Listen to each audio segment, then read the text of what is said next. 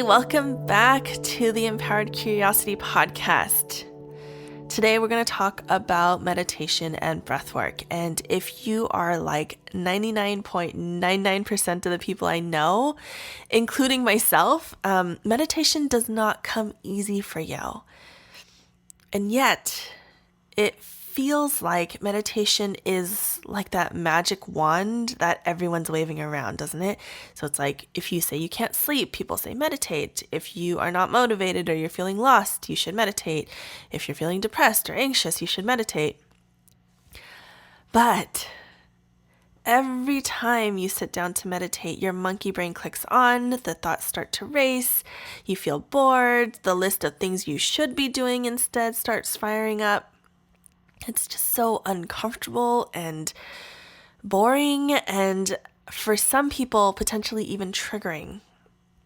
And you're left thinking, when does the goddamn peace and enlightenment come in? Am I doing this wrong? And I'm so bad at this. And I can hear you. And I'm here to say you are not doing it wrong. But you might be viewing meditation through a one-size-fits-all type model.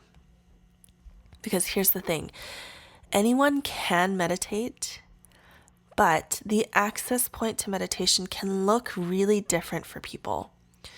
So that's what my conversation today with Cayly Christensen is going to be all about. She is a close friend and fellow acupuncturist, and we're going to talk about giving yourself permission to approach meditation in a way that feels good to you and what that can look like.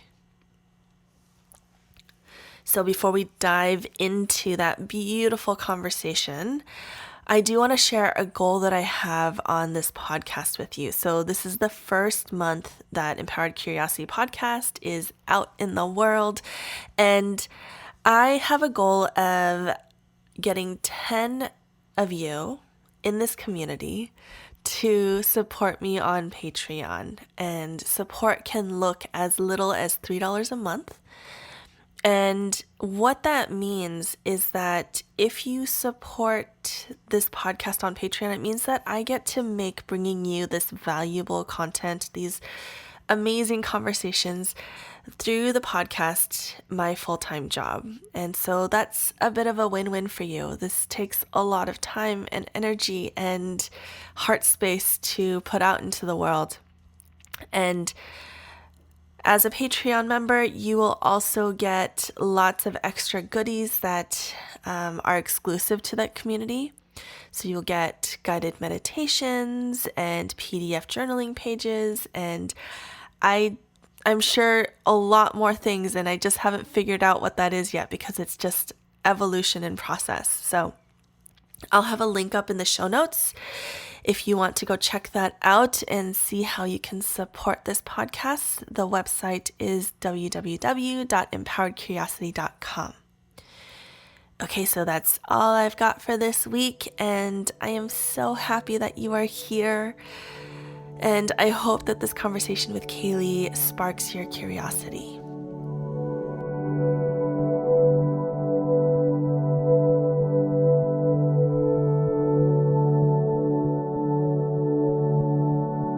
Thank you so much for joining another episode of the Empowered Curiosity podcast.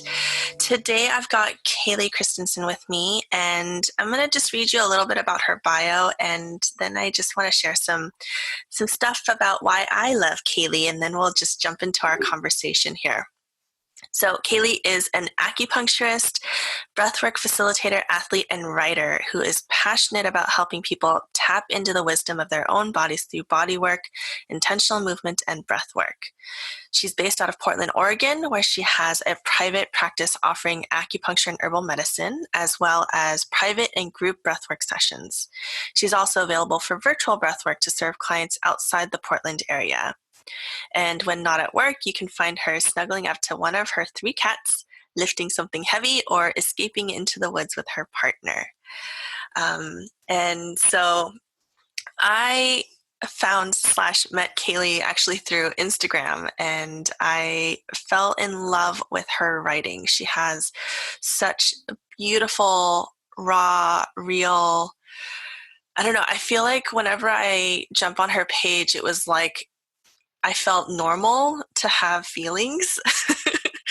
And I know that you say all the time, like, I'm not a robot, and it just, like, that resonated so much for me. And so I think, I don't know who reached out first, but we just sort of had this, like, back and forth, like, sort of text message relationship for a while. And then when I was going through Portland on a road trip, I reached out and asked you if you wanted to have coffee. And it was just such like it was so nice to be able to take that virtual relationship into a real space. And, for all the ways that like social media can be a complicated thing, like this is one of the reasons why I actually love social media, is because I get to meet folks like Cayly. And we were sitting in the coffee shop, and she has to say hello to like every single dog that walks past. And and that was when I was like, oh, like she's one of my people. Like we're gonna be friends. So I thought that was a rule. For sure.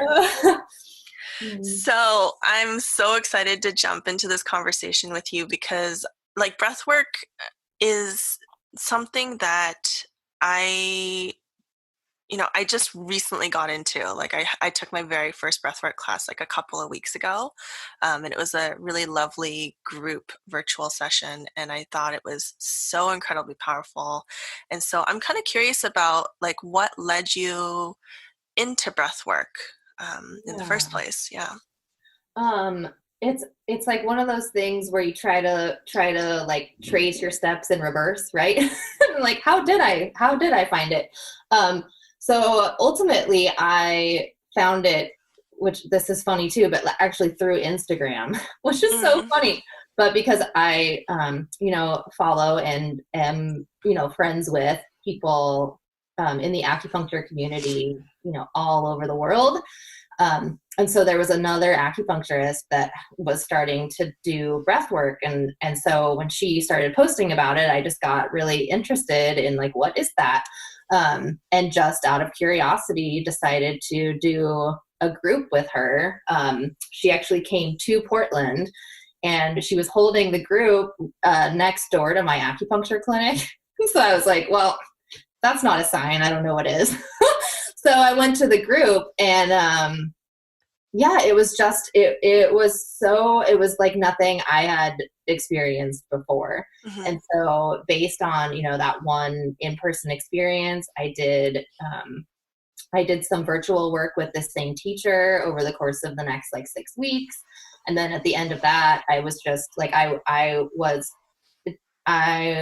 just hooked on it basically for my own healing purposes, and then felt really drawn to get trained in this particular technique so that I could start working with other people. Mm-hmm. And have a tool other than, acupuncture and everything that goes along with that Chinese medicine bubble, that I could have another tool to offer people that had been really transformative for me in like a relatively short period of time. Mm-hmm. And so that's kind of, it was almost by accident that I stumbled upon it, Yeah. I love that. It's like when these little like breadcrumbs sort of show you the way. And if you just keep following your curiosity, like that's where it ends up going. Yeah, definitely. Yeah. So like, let's backtrack a little bit, because I think that when we were sort of talking about what we wanted to chat about, it was like we both come from like backgrounds where we run a bit anxious. And, like, I think if you had started talking to me about breath work, maybe 9 or 10 years ago, I'd be like, no, that's not happening. Totally. Can you share a little bit about like maybe what it is that your nervous system is craving, and like where anxiety in your experience comes from? Yeah, I feel like that's such a complicated question. For sure. I'm going to do my best to be articulate, so I'll try. So, the only thing I can speak to really is like my personal experience, of feeling acute anxiety, over a long period of time, right? Yeah. So for me, I mean, I think realistically, like I have probably always been anxious. It's one of those things where I didn't have, I didn't have a way to describe what I was feeling that actually made sense to me. Like, Mm-hmm. we're about the same age, Mm-hmm. and I don't know if this is true for you, but I feel like, growing up in the 90s as a teenager in the 90s, like nobody was talking about anxiety. I don't, Yeah. like I don't remember that being in the conversation at all. There was plenty of talk about Depression. yes. And so I just was like, well, I'm depressed. Like that's what's going on. Mm. Like I'm depressed.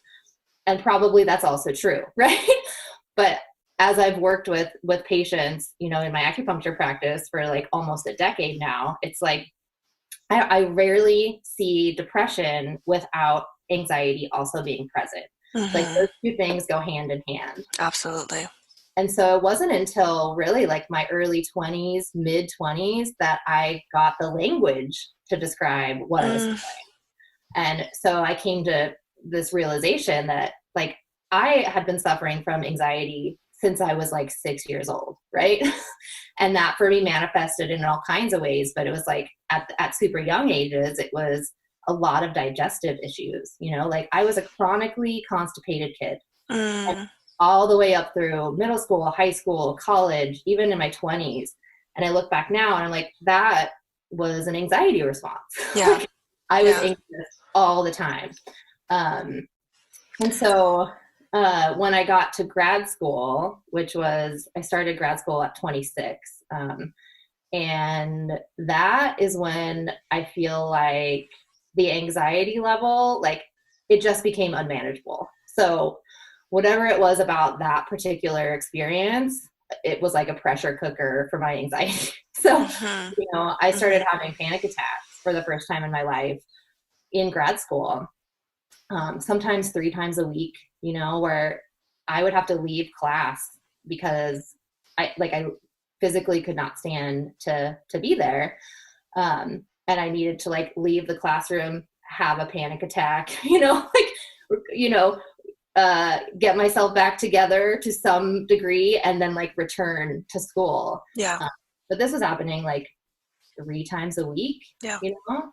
Um, and one of the things that was included in my education for acupuncture, herbal medicine, Chinese medicine, was like we did some meditation and some certain styles of breath work. And what I remember from that is that they actually made me feel worse. Yeah. So in particular, sitting meditation, I like that would be a trigger for panic attacks and anxiety. Uh, and I remember just feeling like, what is wrong with me? Yeah. Like sitting in those classes where everybody's sitting on the floor meditating. And I'm like, everyone's got their eyes closed. And I'm like opening my eyes, trying not to freak out and looking around the room and being like, everyone else seems super chill, And I feel like I'm going to crawl out of my skin. Yeah. What is wrong with me? Mm-hmm. And it really wasn't. Oh, go ahead. I think even just hearing that feels so validating because I have like the similar experience, like sitting in a meditation class and like my foot won't stop shaking. Like, what the hell is wrong with my foot? Totally. Yep. Yeah. And I think that was really hard for me at the time because, absolutely, especially being in school for what it is I was studying and like what I do now, for a career, it was really hard for me to feel like there was something wrong with me, mm-hmm. And it's like, I'm supposed to be learning these things so that I can then pass them on to other people for their healing. And it's not even working for me. It's like, I can't do it. So like, what's going on? And it wasn't actually until after I finished grad school, and I was already practicing acupuncture, that I really got a different understanding of like what was going on with me and why sitting meditation wasn't working, you know? And what it really came down to, I think, was realizing that with the amount of anxiety that I had and that had built up over a long period of time, right? Without ever actually having a really healthy way to discharge that energy. Yeah.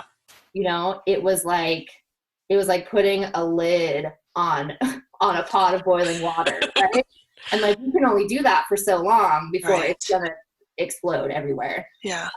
And that's how I look at that phase of my life. It was like, I've been putting the lid on this for years and years and years, thinking there was something wrong with me. I'm just gonna try to like sit and meditate, and I'm just gonna get more anxious. And then like, that's where the panic attacks, I think, really started happening. Yeah, that was your body's way of trying to discharge. And my body just saying like, this isn't working, you know? And once I was finally able to just realize that there wasn't something wrong with me, right? And just like, let it be okay that these tools weren't working, then I could start looking for tools that actually did work. Yeah. You know? Yeah. I think that is so important, is recognizing that the tools that might work for, 6 out of 10 people don't always work for the other 4. And then the other 4 are left feeling like there's something wrong with them, or like they're broken. And so like, they just keep trying to do the thing that the other 6 people in the room are doing so well. Yeah. And then they don't give themselves the permission to actually step away and find out what works for them. Yeah. Well, and I remember just feeling like I would just have this thought of like, am I just not enlightened enough?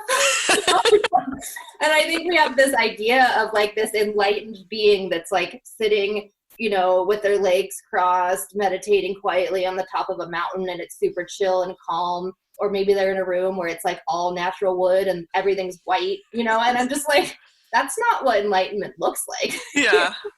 For everyone. Yeah. But yeah, I kept thinking that like, I just wasn't like, I'm just not spiritually enlightened enough, Yeah. And that was like a really like a hard place to be, like that feeling of like, what's wrong with me, So what did that access point look like for you once you gave yourself the permission to like step away from what, quote unquote enlightenment looked like? Right.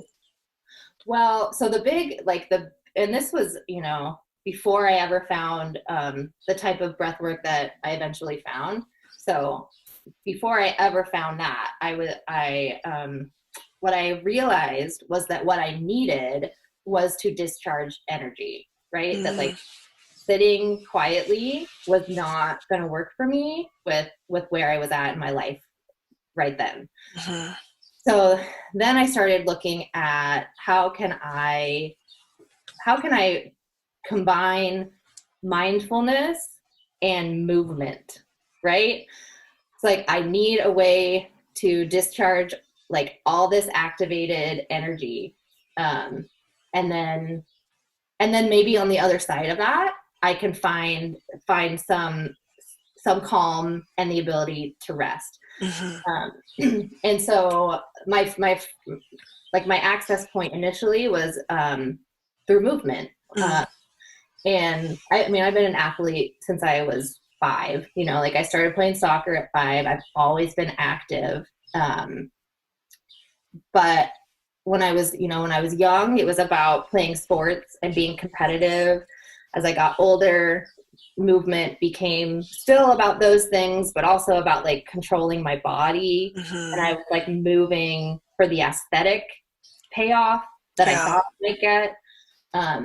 And it was during this period of time that I started to even think about movement differently, right?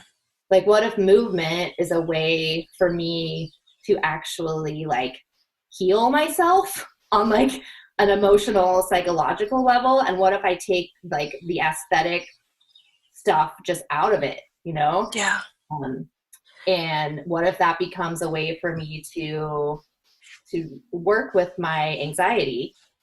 And that was I don't even know if I'm making sense, but that was like the initial access point is starting to think differently about how I was moving my body and why I was moving my body, and started to pay attention to like how certain types of movement would affect me emotionally, psychologically in different ways. Yeah.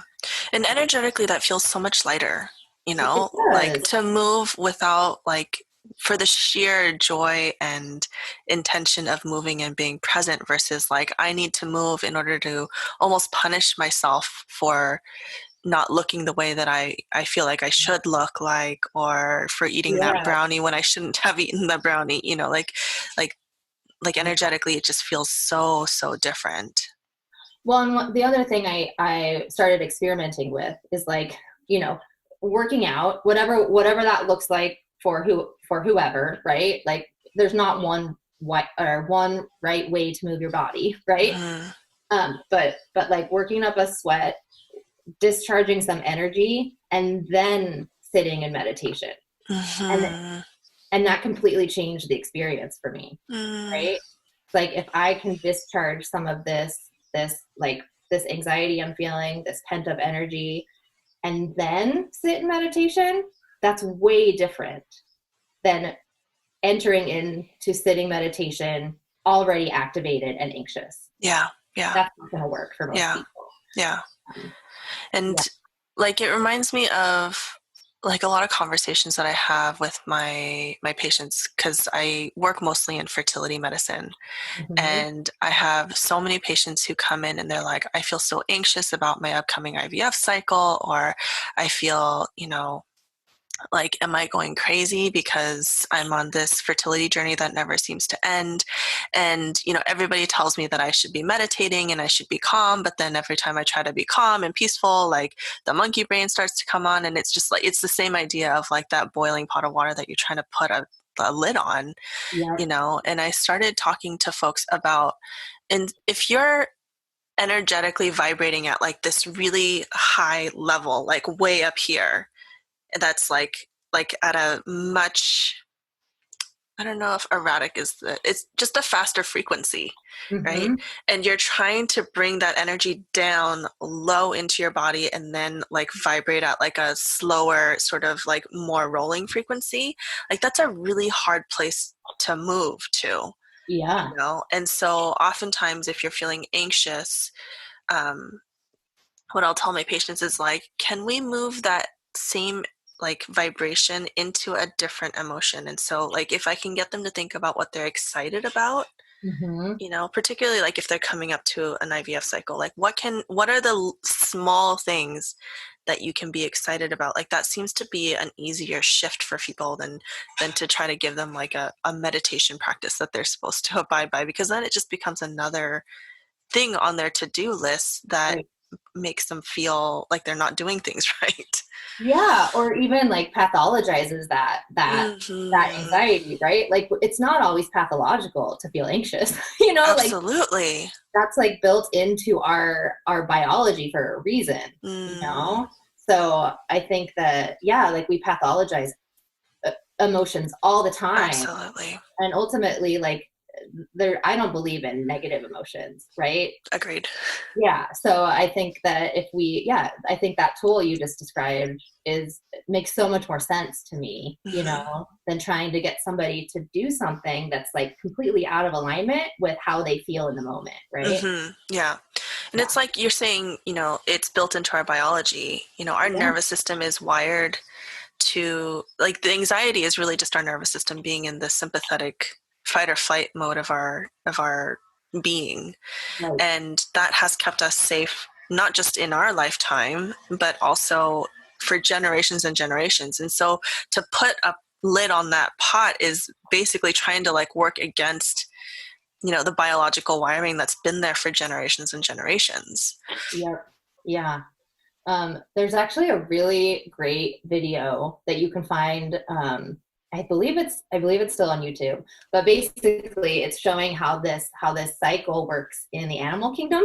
Mm, Uh, there's a video where an impala is chased by, I believe it's by a leopard, right? And the leopard catches the impala, and the impala goes from that flight state basically into like a freeze state. mm, And then a hyena shows up and scares the leopard off and saves the impala by default. Mm-hmm.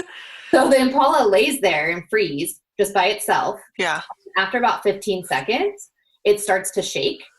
So its whole body shakes, this like kind of violent shaking action. And then it gets up and like trots off super calmly. And basically what that is it's the stress cycle, right? So when the impala went into freeze, all of those stress hormones that had flooded its body as it was running away from the leopard are basically like trapped in the body in like this freeze state. And then when it realizes that it's been saved, it has this built-in instinct to literally shake. Yeah. And it discharges all those stress hormones, and then it goes back to baseline, right? Yeah. So that's go ahead. We don't allow ourselves to shake. Exactly.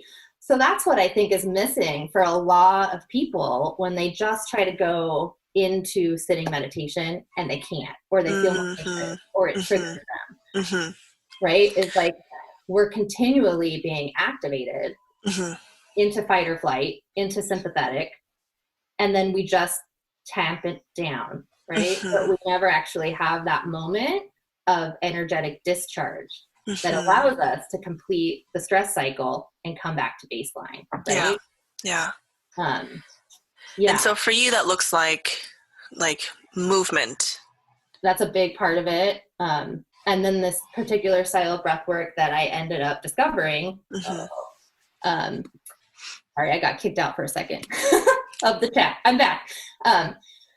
This particular style of breath work that I found and practice myself all the time and now work with clients doing is a really active style of breath work that for me really was an easier access point when I was still feeling a lot of acute anxiety, right? Because I was going into the breathwork practice feeling kind of anxious, and like vibrating at that higher frequency that you described. And the breathwork pattern was actually matching that, right? So again, it's that like shift from like, instead of going to like, and deep breath now, like it's that like shift sort of more parallel than like down. Exactly.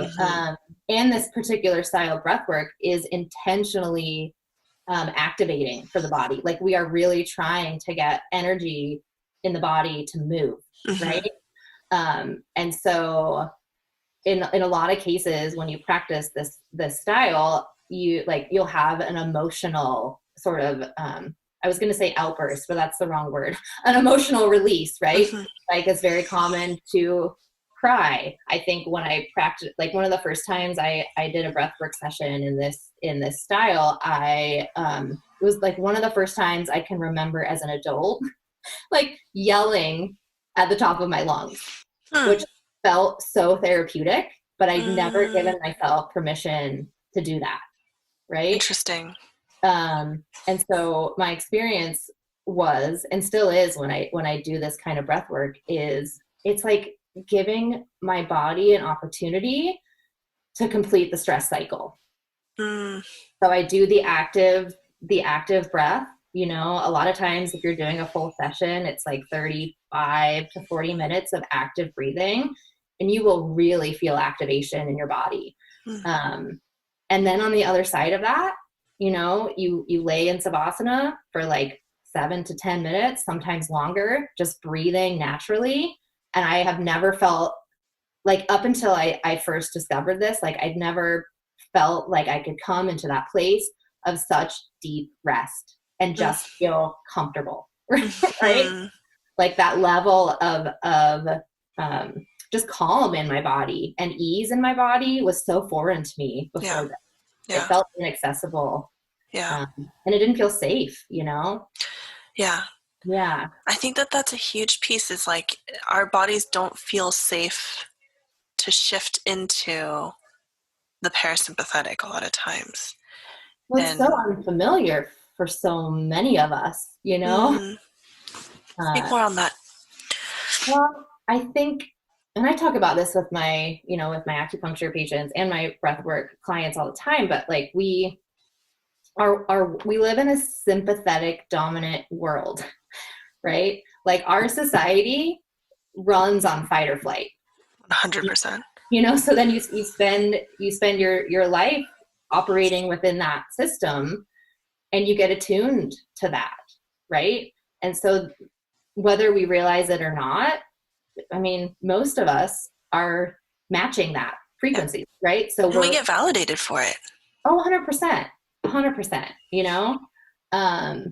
and so the idea of like letting down our guard and coming into rest and digest or parasympathetic can feel really unsettling and unfamiliar and even unsafe, right? Mm-hmm. And I know that was true for me. Mm-hmm. I think I'd spent like over 2 decades sort of in this hyper arousal state, Yeah. and like this hyper vigilant state of like always being on guard for potential threat, Yeah. right?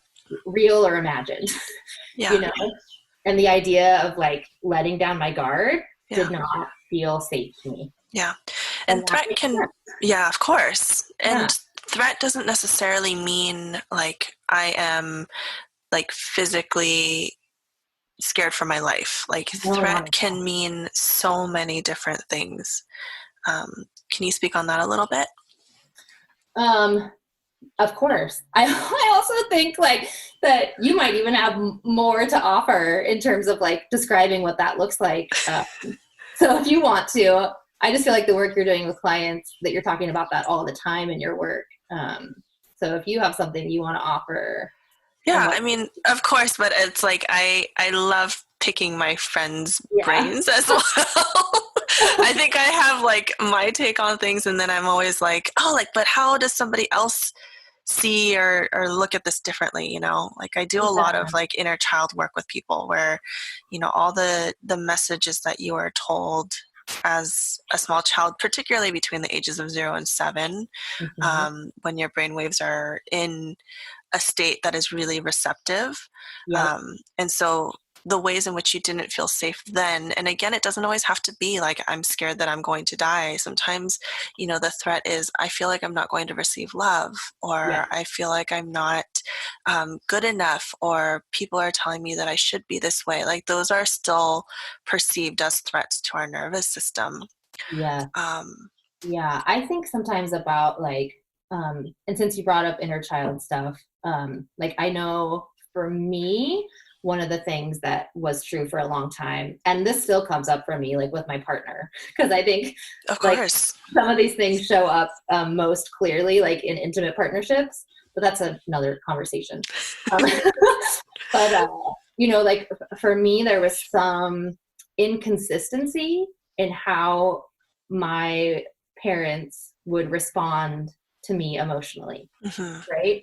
So some of the hyper vigilance I think that I developed was because it was like I didn't know if like the response was going to be like compassionate and loving, or if I was going to be in trouble. So, and it was very, very inconsistent. And I had great parents, but like nobody's doing it perfectly. So, absolutely. And they were very, very young parents. So they were pretty unregulated when I was a kid, because they were like, I mean, my mom was 20 when she had me. She didn't know what she was doing. So like, no, they were pretty unregulated. So I think that for me, like a lot of that hypervigilance was about like, that, like I was afraid I was not going to be loved or accepted or, received with compassion or understanding. And for most people, like that reaction then turns into, well, then I'm going to do all the things to receive love. When really all we need in this world, when we come into this world, is just to be, and we are fully deserving of love and belonging and acceptance, like just for showing up in all the different permutations that could have happened. Like you living, just being born is enough. But then as little kids, we learn like we have to do in order to feel like we receive love. And then that's when our sympathetic nervous system, our threat system, like all of that gets turned on, and we rely on it because then we learn that that's how we get love. Yep. You know? Yeah. Or just being like on guard for like where are the places that I could do better to like to help. Like it's like trying to help regulate your parents emotionally, even though that's not your job as a kid, right? But I know that I was doing that. It was like, how can I adjust myself and the way that I'm falling short to help my parents be more regulated so that I don't get in trouble or so that they don't have conflict. Yeah. Right? Yeah. And I think that's really like where it all started for me. Yeah. Do you have like, I know you talked about like your access points to meditation, but do you have a clear like memory of when you feel like you were like, oh, I've tapped into something here? That's a really good question. It's not like I can't really pin it down to like one experience I had, right? It's like a bunch of little things over time, you know? And then it's like you look back one day and you feel like you feel like you've changed. Does that make sense? Yeah. But I can't really like, pinpoint one day or one thing that really made that happen. That's really hard to say. I don't know. Yeah. I don't know. Yeah. And I think that it's important for people to hear that too, because I think that we sort of have an expectation of like, ding, like I am Eckhart Tolle incarnate now. Like, and that's not true. No. Yeah, and I think that's important for me to say also, and something that I try to share, you know, like on my Instagram and like even with my patients and clients, where it's like I don't have this shit dialed in. Can I swear on your podcast? Yeah, of course. I hit the explicit button when I was setting up the thing, so we're good. Like, I'm surprised I haven't tried to yet. But you know, it's like I don't have this shit totally dialed in. You know, like I still have days where I feel more acutely anxious. So I think it's important to acknowledge that those experiences might not ever totally go away. It's just that we get better at identifying when it's happening, and we have tools that are more useful to us that we can go to in those moments, right? And what I really like to do for people is like I really want to give people permission to use whatever tools they find useful. Right. Because, you know, ultimately, I mean, like going back to, you know, sitting meditation, which I think one of my frustrations is like, obviously it's wonderful and helpful and it's done so much for so many people, but it's not a panacea. And it's not going to work for everybody, and it's not going to work for everybody all the time. And it can actually be triggering for people to sit in meditation and focus on their breath, like taking deep breaths, you know. It can make people feel worse, you know, especially people with like any sort of trauma background. Like it's not a panacea. And I think that there's not a hierarchy of healing modalities. And I feel like sometimes we talk about different tools and we put them like on a spectrum from like least enlightened to most enlightened, you know? And I just think that that's a fallacy. Yeah. You know? And I used to feel sort of self-conscious about the fact that like, that one of my meditation tools is lifting heavy weights, right? So like, I'm like, I have kind of big arms and I'm like a little bit more muscular than you know, like, than, I don't know. Me. I'm sort of muscly, right? And I like to lift heavy weights. And I used to feel self-conscious about that, as though that's like, this is not what I'm going to put in quotes, you know, like this is not what spiritual people do to meditate. And then eventually I was like, you know what, fuck that. Like, this is how I meditate. Like, yeah. sometimes I go outside and lift something heavy, you know, instead of sitting in meditation, because that's what works for me. Yeah. And so, yeah, I really want to give people permission to experiment, you know, and anything can be meditation if you approach it that way. Yeah. And I think that if there's a tagline for how the two of us approach wellness and health, it's like there's not a one size fits all. No. You know, I think that is something that we share in common, is like really understanding that people have different access points for everything. And so like for you, like I think it all comes down to presence, you know, when you're lifting heavy objects. Like I think I saw on your Instagram you were picking up like a weird like barrel at some point. Oh, that was a joke. It was a day, or it was a challenge. Yeah. Yeah, an odd object squat. Yeah. It was ridiculous. But yeah. But like for me, like meditation, and I shared this on my Instagram this week, is like my access point to meditation was actually my roller derby. Yeah. Like I started playing roller derby in 2009, and at the time I was like in like the most anxious state. I had a similar experience going through grad school. You know, I started having panic attacks then, and just had no idea of where it was coming from and why it was happening. And you know, being in grad school is just a pressure cooker on top of everything. Especially what's funny is like being in grad school for Chinese medicine, and everything you're learning is out of alignment with how you're being forced to learn. Yep. You know? So yeah, absolutely. I'm like, it makes no sense. Yeah. And I just remember like, and I don't come from like a very athletic background, like that wasn't encouraged when I was a child. And so like finding roller derby was really the only time in my week where I felt like I could just be here and be present and be in my roller skates.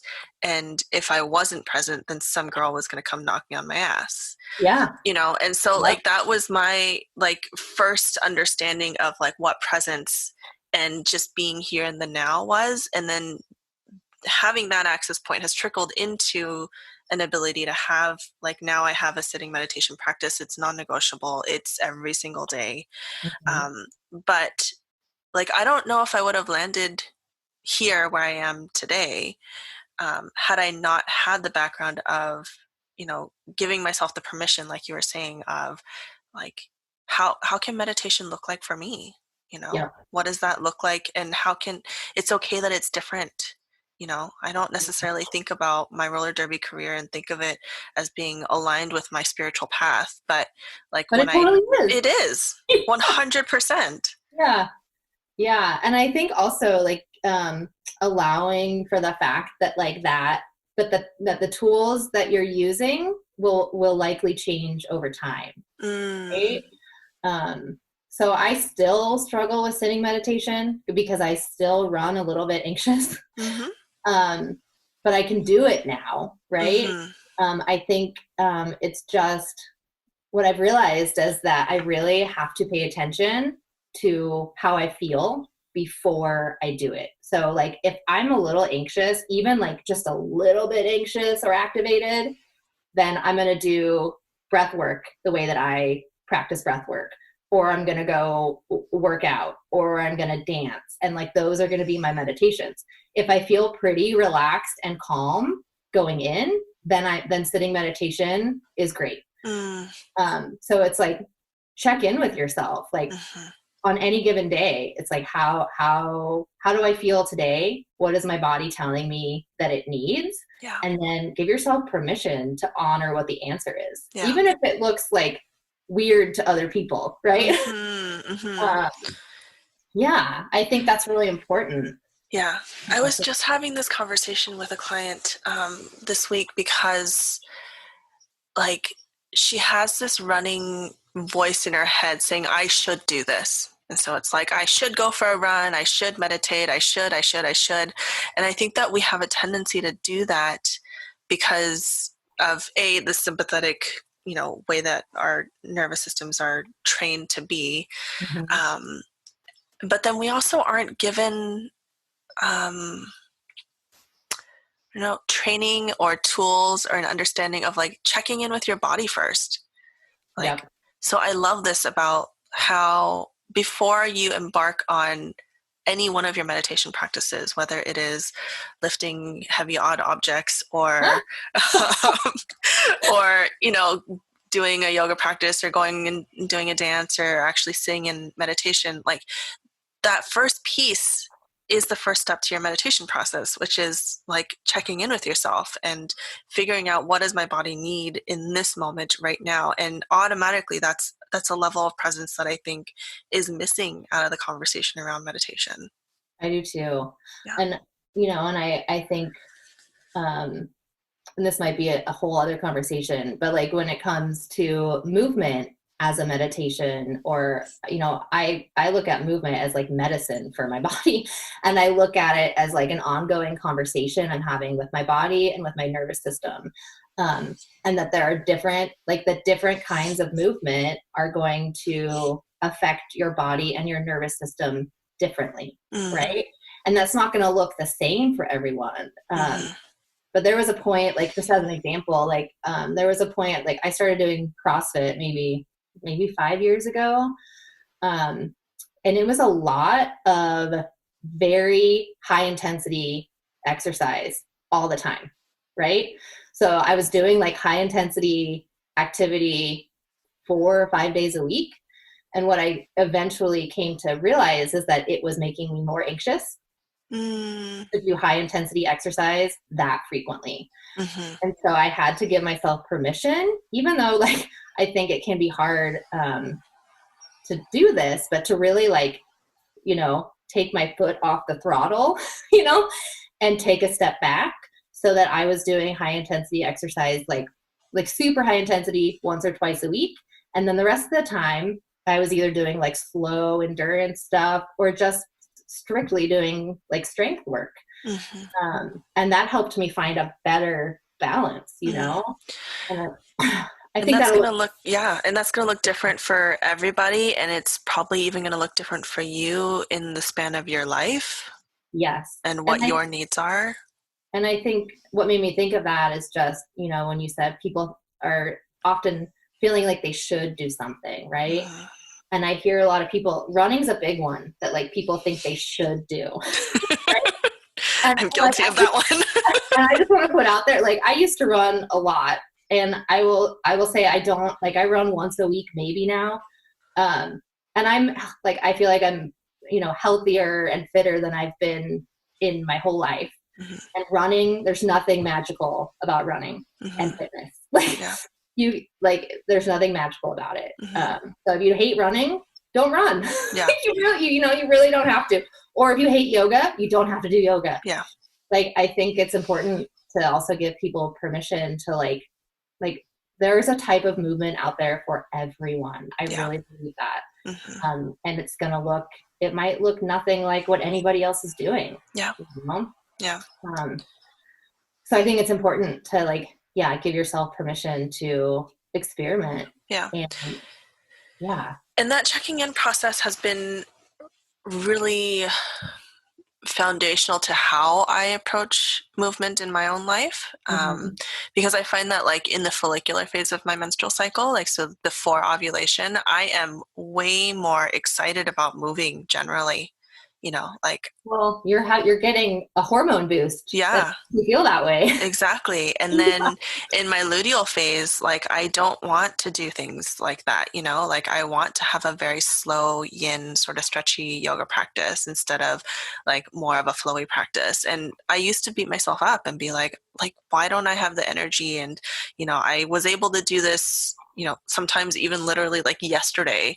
And then there was some sort of like energetic shift. And so this checking in process has allowed me to see that there are cycles within our body, sometimes even within the day, within a year, and so like giving yourself that chance of just like checking in with your body and asking your body, what do you need right now, has been so important. And I think even that is a practice and a skill, right? Like, I know for me, when I first started doing that, I was like, oh, here's my cat to say Hi, hi. Sammy. When I first started doing that, like actually asking that question of like, asking my body what it needs and wants, I literally was like, I don't even know what that means. Like, I haven't really checked in with my body in a long time. So it took me some time to really, to be able to actually hear what my body was telling me, right? And so I think that sometimes also gets left out of the conversation, is like it's a skill sometimes, especially if we have spent years not listening to ourselves. Yeah. Yeah. And so you might get it wrong sometimes. Yeah. Not even just not listening to ourselves, but actually punishing our bodies. Yes. Yeah. Yeah. So I feel like, at this point I've been doing, like, asking myself this question pretty much every day, right? And usually I'm pretty good about, like, picking the tool or the type of movement that it matches what I actually need. But when I first started this, I got it wrong all the time. Yeah. So, like, I would try to check in and be like, what kind of movement do I need? And I would think that it was like, one thing or the other. And then I would get done and be like, nope, that was wrong. I feel worse. And so that's just like, that's like a data point for me. Yeah, of course. And so I learned from that, and next time I have a better idea about, like, what is my body actually saying. Yeah. And that's like what's so lovely when we get to stay in curious conversation with ourselves and our bodies is we get to just acknowledge these things as data points instead of like, oh, I messed up again, And it's like it is really a muscle that you're building, like that intuitive process, that practice of listening to yourself. The more that you do it, and the more that you set aside time, even if it's like 3 minutes in the morning, to be like, how do I feel today? Yeah. The more that you do that, the easier it is to like actually feel into what your body's saying. Yeah. Love it. Love it. Well, we are just about up on time, but before we I'm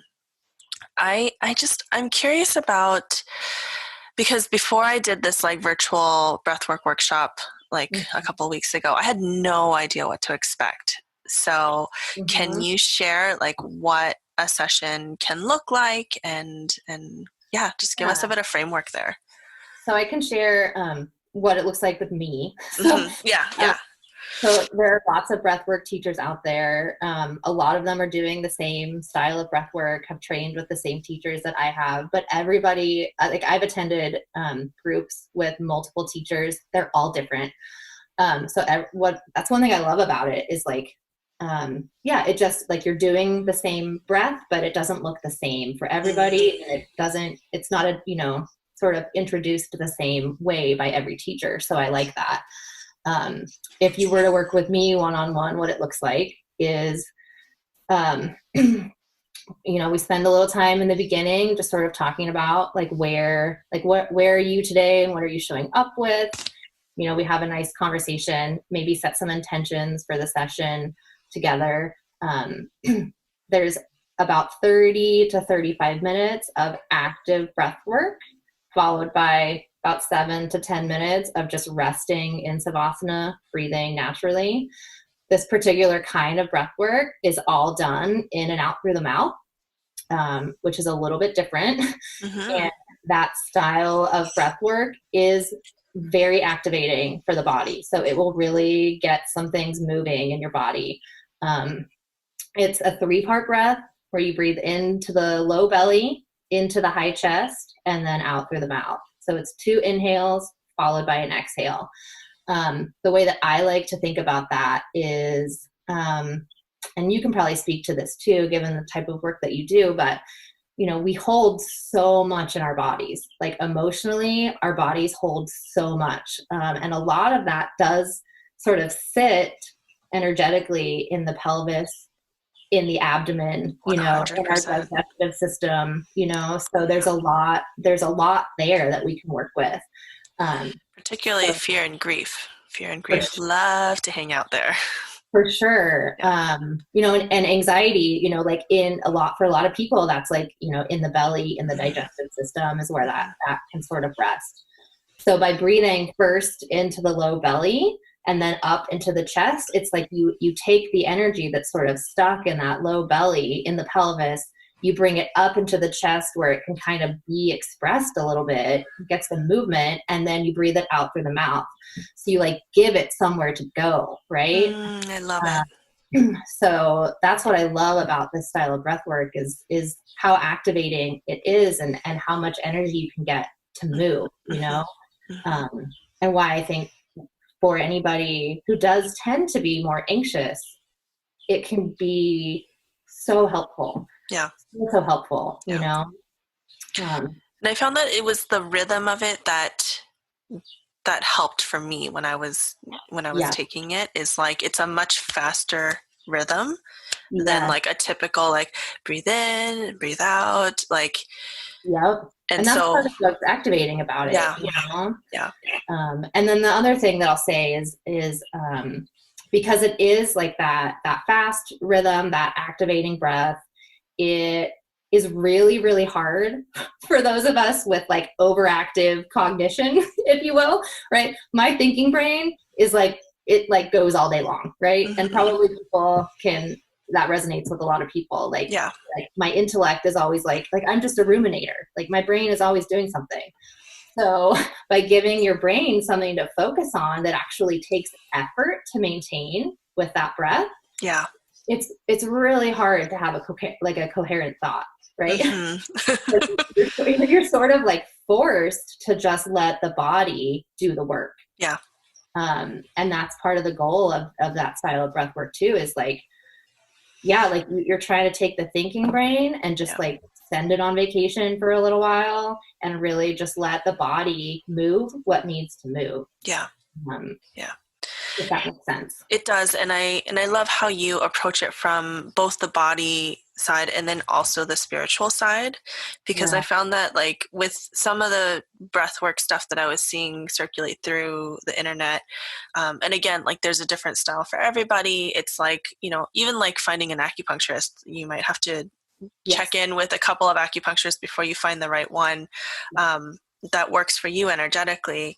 But what I like about how you approach it is it's not so like ethereal and woo-woo. Like it brings it really back down to really simple things and tangible points that like I can personally grasp and understand, which is like, oh, nervous system. Like I understand that, Yeah. Well, that's my lens on the world, really. Yeah. And like, I just like, I think it's helpful to really like, there can be a, sort of an esoteric spiritual side to this. Like I've had, experiences doing breath work where like I've seen visions of like my grandparents and like myself at like 6 years old and like all kinds of like really interesting things that feel almost like psychedelic, and like really beautiful sort of spiritual, intangible things. But I think it's really helpful to also like ground a practice like that in the physical body, and to talk about what's happening physiologically. And I think for me, at least, that is really an important part of it, and like both those things can coexist. Yeah. Like we can talk about the nervous system and what's happening there and the stress cycle and all of that stuff. And we can also leave space for like the imagination and curiosity and whatever your own spiritual beliefs are, to sort of come in and also inform the practice. Like there's room for all of that. Yeah, absolutely. Yeah. And, like I shared on Instagram that like I did have a very like sort of spiritual moment having that breathwork session, but had you started me out with saying like you're gonna have a spiritual woo-woo moment, I would not have signed up. It was just like the opening was there because my nervous system was calm enough to actually access some deeper layers of understanding that my cognitive brain was not able to comprehend or was not able to get there, Yep. So Yep. yeah. Yeah.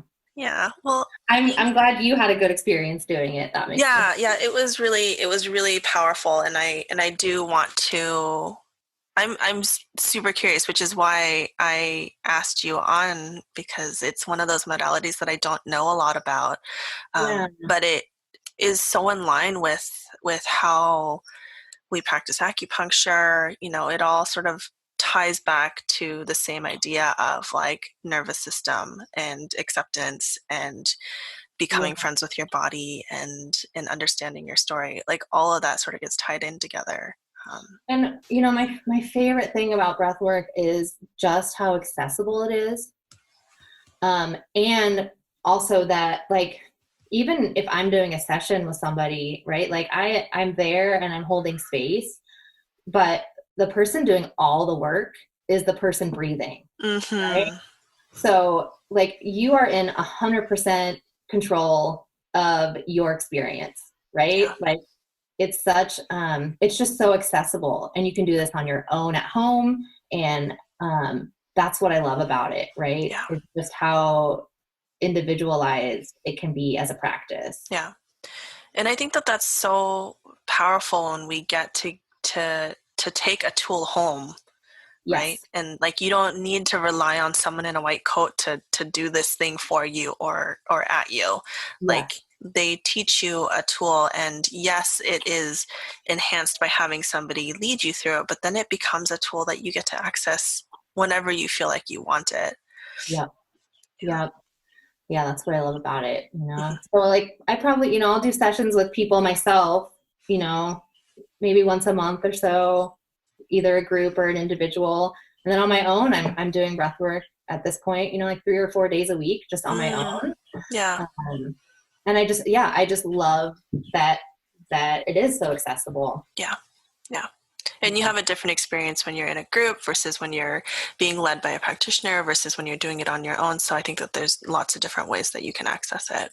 Yeah, definitely. Yeah. Well, how can people find you, Cayly? So online, probably Instagram is the best way. And I'm caylyc.acu. And then my website is organicacupuncturepdx.com, which is obviously my acupuncture practice in Portland, where I also do, breathwork sessions and group breathwork, all those.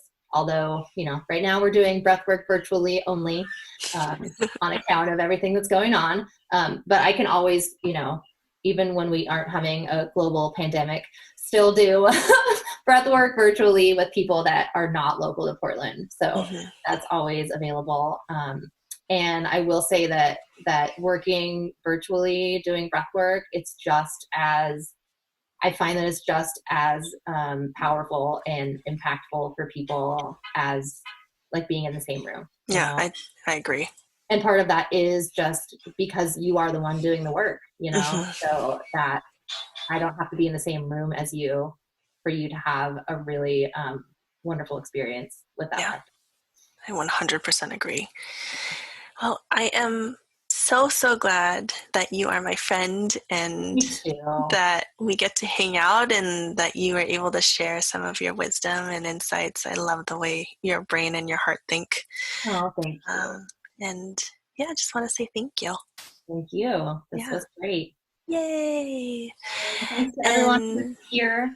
Yeah, thank you so much for everyone who's been in here. I'm seeing some familiar names and also some new ones, and so it's always lovely. Yeah, Amanda's saying thanks for sharing your stories, makes me feel not alone. Oh, God. Yeah, that's such a lovely reflection. That's my number one goal. I know. And that's one of the reasons why I keep going back to your Instagram page is like, if I'm having a rough day, like I can sort of go through your feed and be like, I'm not alone in this. I'm not a robot. I want to normalize the full spectrum of human emotions. Of course. Yeah. Not pathologize things that are normal.